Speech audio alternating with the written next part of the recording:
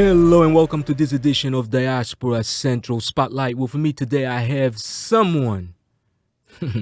This man is the glue of our community. This man is definitely something that is spread across and needs to be spread across the entire diaspora community, because he makes sure that not only our community is informed, but that information is archived and historically shared throughout generations. We're talking about Mr. Debo of the said library. Debo, welcome to Diaspora Central. Oh, thank you, Gil. Sir. Thanks for having me. Thank you.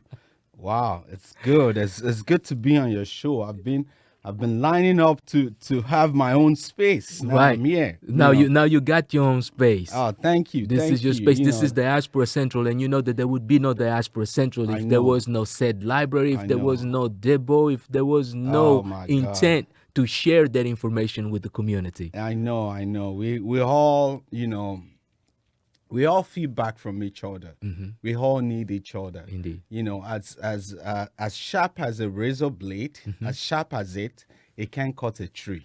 It's so sharp, but it can't cut a tree. That's a good. The same as axe. Axe is so sharp, but you can't use axe to cut your beard or your hair. Right. So it's more like we need each other. Indeed. I need you. There's some things I won't do, Indeed. and there are some things that you wouldn't do. You need able to do that. Indeed. And that's, we need one another. And so that's the essence of the community. Indeed, and I definitely appreciate you, and I appreciate the effort that you have put forth towards the community. Let's go ahead and start a little bit with your background. Although this is a spotlight primarily on the library, but I always like to get a little bit of understanding of who the people behind that effort are and who the person who's the founder and the executive director of that institution is. Because everyone runs around Debo, right? And then Bosoon and myself like Mr. Debo. Mr. Debo. But soon it's full of it. Mr. Debo. Mr. Debo. Mr. Gil. Welcome to like we're in the movie, right? That's what we do, because we need to know who Mr. Debo is. Where is Mr. Debo from? Where did that little bit of community how can I say, man, community driven, that social force of attempting to organize, of attempting to create a sense of community in whatever environment he is in. Where did that come from? Right. What inspired that? So that's a great question. I don't even know what inspired that, but for me, it's more of it's more of how do my purpose in life, having to find it, what you're meant to do in life, your destiny, what you've been called for.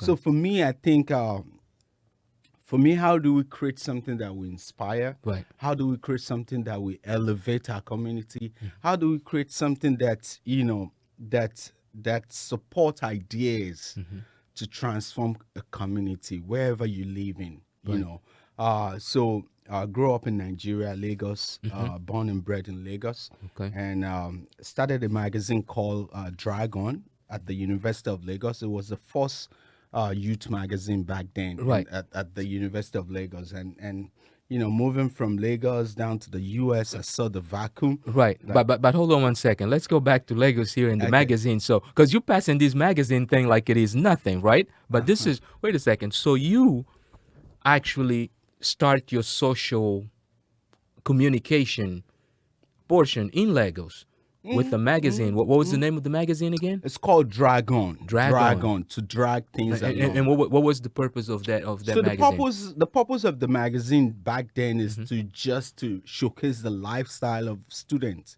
on campus. Okay. So it's it's a more like a lifestyle magazine for students. Okay. And it cuts across, not only Lagos, Uniben, Uniport. It's cut across Nigeria. It was the first of its kind, to have a youth magazine that is campus based. we're talking about entertainment, we're talking about educative, we're talking about students who are doing well, we're talking about clubs in school, the youth life in school, Right. a little bit of gossip as well, Yeah. the Aristo, the It's, girls, it's part of everyday life. yeah. So it was a good magazine, Yeah. and people bought into it. Apart from the community that bought into it, we also have major advertising firm that bought into it as well. Okay. And it was a good time. It was a good time. Now, so the magazine comes out. Now you leave Lagos, you in the U.S. First impression of America. You said you saw some sort of a vacuum. Yeah. So I came into New York, from New York to San Francisco straight away. Saw a bit of New York, saw a bit of San Francisco, and I feel like, wow, there's nothing like this within the African community. Like, who are those telling our stories? Who are those, writing our story? Who are those, mobilizing the community for good?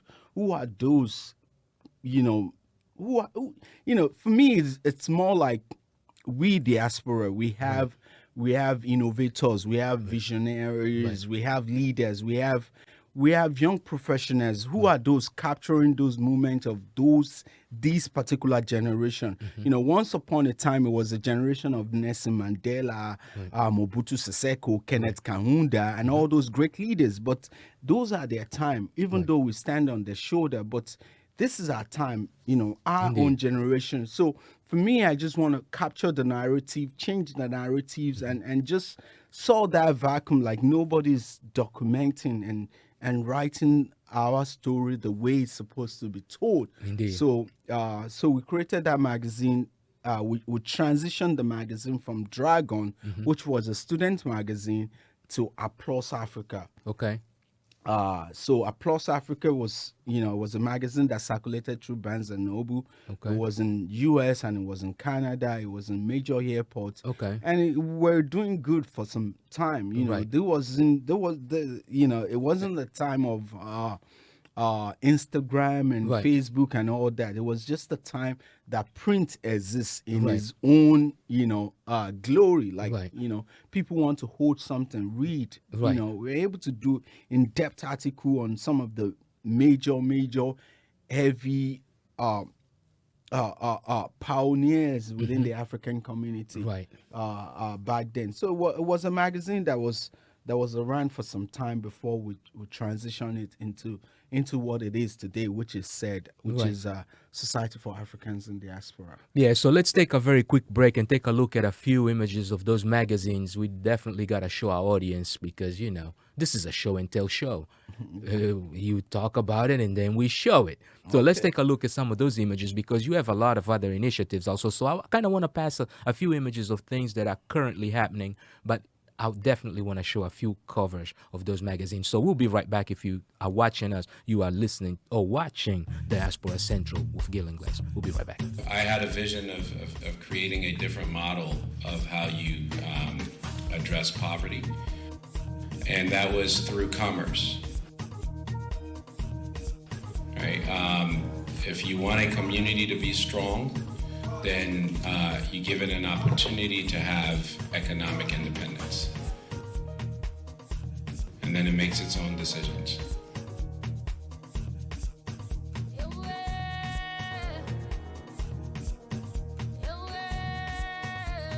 And we are back. If you have just joined us, you are watching and listening to Diaspora Central Spotlight. And today we spotlight in said institute or said Pan-African Library. And we have its executive director, Mr. Debo. He doesn't like to be called Mr., but I insist to call him Mr. Gee. Oh my God. Just because it is fun. We like to tease each other that way. So do not call him Mr. because he's not going to like it, just so you know. Yeah. But so print magazines comes to that point in which is no longer what it used to be.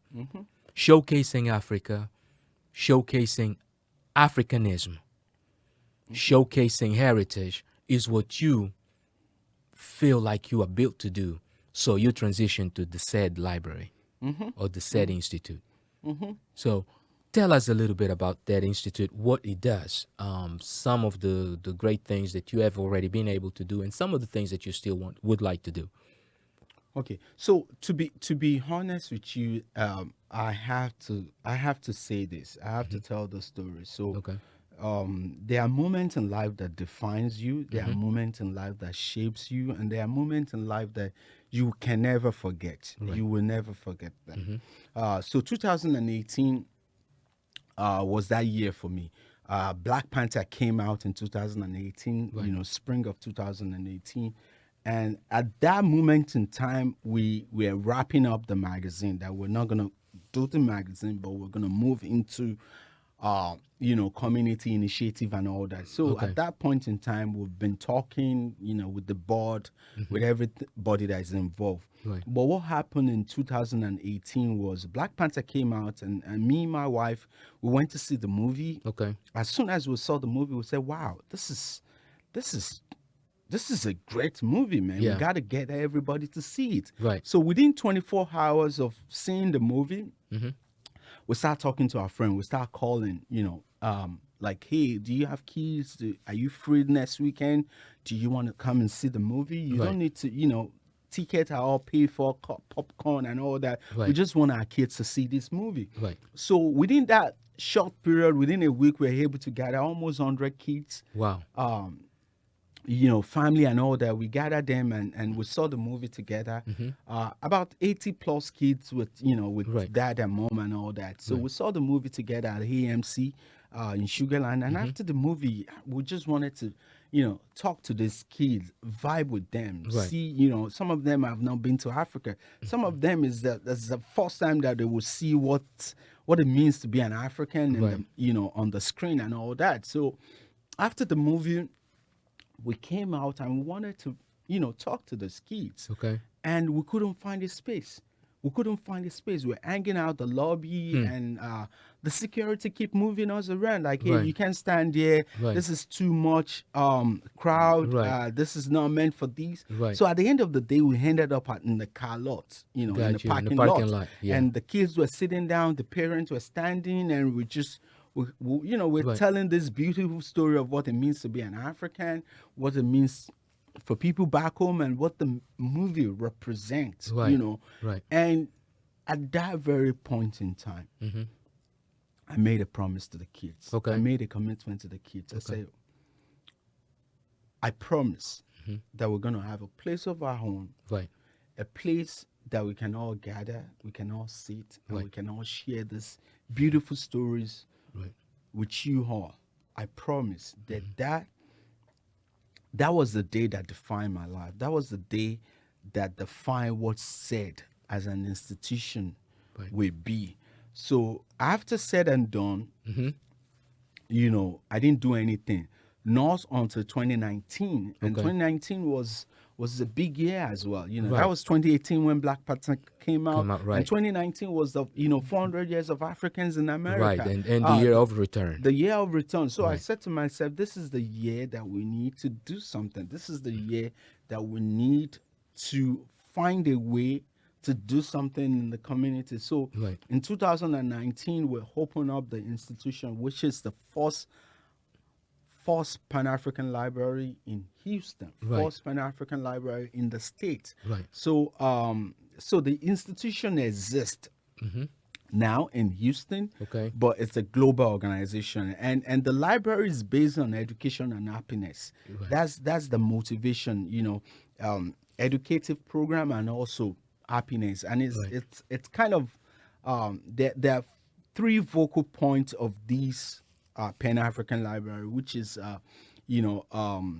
something to do, something to look forward to do, Okay. and someone to love. So it's a place that we don't discriminate. You come in, whether you're from Soweto, or Right. you're from or from Kigali, or Right. from Lagos, Right. we don't discriminate. Right. Or you're African American, you come in, you always have a seat at the table. Or even if you just an American, regardless of Yeah. race or anything, you are more than welcome to come to that institution, take a look at the great literature, and resources that place has, right? Yeah, Because we want our kids to model reading. We You're want right. our kids to model our story. There are unique stories that are coming out of Africa. There are stories that need to be told. Right. So it's a place that, we have dialogue. We have programs for the kid. We have language classes. I mean, you're part of the African Voices, Right. which we're hoping to launch coming spring Right. of 2021, and it's been a great community, and I'm Right. so proud of the people that are coming out of that institution. So proud, Right. so proud. Yeah. No, it's definitely a great institution, and I have to say thank you to Bassoon, because Bassoon is actually the person who turned me on to it. And as you saw it, I told you the first time I walked into that place that I think I would have been in that place a lot. And I thank you also for allowing us to do the stand-up video at that facility. No, thank you. I mean, great, you're great, a big great pillar thing. of that community, But man. I know. I You're a big appreciate. pillar in this community. I Girl, come on. appreciate, sir. I appreciate. I definitely appreciate. You're a And pillar, man. and hopefully we can definitely do greater things together. Now, some of the aspirations of some of the things that we can do, or that the community can probably also do, in order to ensure that the said institution is healthy and moving forward. What are some of the things that you would suggest the community can do for said? I think for now, people come and they consume. Okay. People come in, they consume, and we don't mind. Right. It's more of what we want to share with the world. Okay. It's more of, the collaboration, the connection. Right. That's what The we networking. want. The networking. We don't, and the networking, and we Okay. don't want a community that is far behind. Right. We want a community that is leading in innovation. Indeed. We want a community that is leading in ideas. We want a community that is leading in reading, in STEM, in math, and those are the things that we want for our community. Right. For us to have that in our community, we need resources. Right. We need one another. We need to be able to collaborate more. Right. And also, apart from collaborating, not just people come and consume the dialogue, Right. the African Voices, the meeting of the minds, all those programs. Right. Just don't come and consume, Right. but see what you can do. See what you can offer. Right. If you want to help, come in and say, hey, I want to volunteer. Right. I want to help set up before the program starts. Right. I want to help clean after the program ends. Right. I want to help and volunteer my time to do, a reading class for the kids. Right. I want to come and just impact my generation. I want to come and have some, classes about how people can prepare taxes. I mean, we have these with Steve, the immigration clinic. Okay. Once a month, we have this clinic, like people coming, immigrants, whether you're looking to get work authorization or you have some immigration things, and we collaborate There's with assistance. African Pan-African service to have this immigration clinic once a Gotcha. month. So you have a volunteer of lawyer, like 4 or come in 5 and- of them who Right. come in to assist all these cases. So that is what I require for the community. If you can donate your time, if you can donate resources, maybe your money, maybe books and all that, Right. we want people to be able to Be engaged. be engaged and also give back as well. Right. So we're launching this campaign called The Power of Us. Okay. Which the is power of us. the power of us, power of us, which is collective, the Right. power of you and me, the power we have. Right. We have this power. How do we use this power for the betterment of our community? Okay. Whether it's your time, whether it's your money, whether it's anything that you might have, Right. we need you to be able to contribute instead of consume. So it's more of, if you want to donate maybe $10 a month, Right. we want you to donate, because Right. we're lacking fund, we're lacking resources during the time of COVID, Right. and we want people to be able to donate to the institution, Right. be part of an institution, and just volunteer in any way you can. Possible. Right. And that institution is a 501c, Yes. which is Yeah, tax basically it's deductible. tax deductible. Right. Whatever you give, you can You write can- it off right, from your taxes. from your taxes.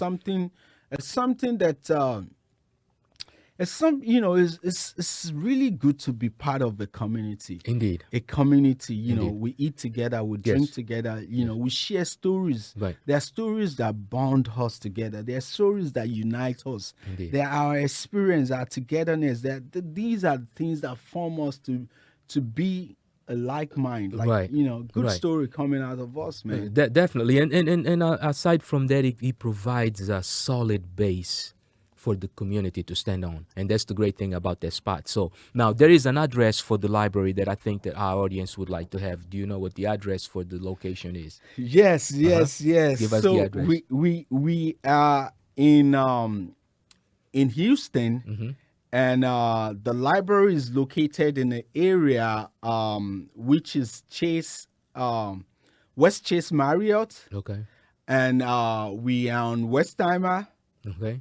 and the address is it's 12126 Westheimer, Okay. suite 118. Yep. And Houston, Texas, zip code 77007. Right. Yep. Now give us also all the hashtags and So the hashtag is if you handles. you can find us on Instagram, which is Said Institute. okay. Said Institute on Instagram, and also Said Institute on Twitter and Facebook as well. Okay. And you can also Google, Society for Africans in Diaspora will Okay. come up, and the website is saidinstitute.org. Saidinstitute.org. There are some, there's some. And that's said just like it is SAID. Yeah, .org. SAID institute.org. Okay, And there are forms SAIDinstitute.org. online that you can fill as well, whether you want to volunteer, whether you want to donate, or Right. whether you want to, be part of our inspiring community. Right. You can as well fill the form, and it will get to us, and we'll take Right. it from there. Yeah, definitely. And one of the greatest things is that place is definitely the hub of creators. This is the hub of, you have a lot of great creators out there, and I mean in just about every genre, and that's the good thing that I like about that place. Yeah, for us, Yes, sir. I think it's a place that can transform our community. When Indeed. people get it, you got it and Yeah. you bought into it. Yeah. You've been part of so many programs. You're leading. You're part of African Voices. You're Right. producing. You're leading it. You're Yeah. helping people. So it's a place that supports entrepreneurship. Right. It's a place that supports innovation. It's a place that supports our history, Right. who we are as Yeah. people. Indeed. It's And- an inspiring and we just want people to, it's more like when you find a deal, Right. you call someone else and say, hey, Right. I just found this deal. You need to be part of it, or you Indeed. need to get Right. into. Come take advantage of it. So, Yeah. for me, there's this quote that says, Mm-hmm.